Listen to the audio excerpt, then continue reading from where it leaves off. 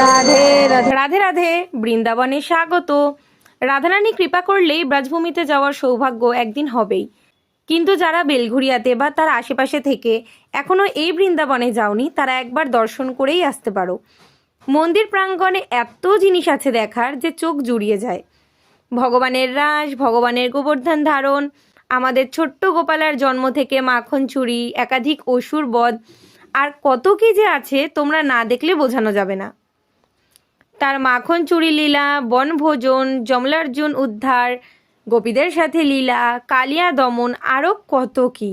এই দৃশ্য ব্যক্ত করা সম্ভব নয়। ভগবানের ব্যাপারে যতই বলবো ততই কম।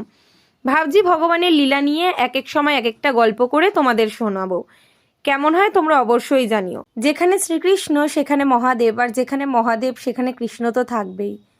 দুজনকে ভিন্ন বলা করা ধরা যায়ই না।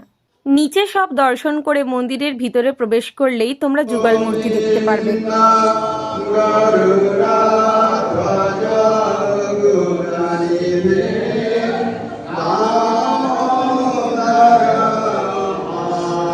সন্ধ্যা আরতি হচ্ছিল আমরা যখন গেছি।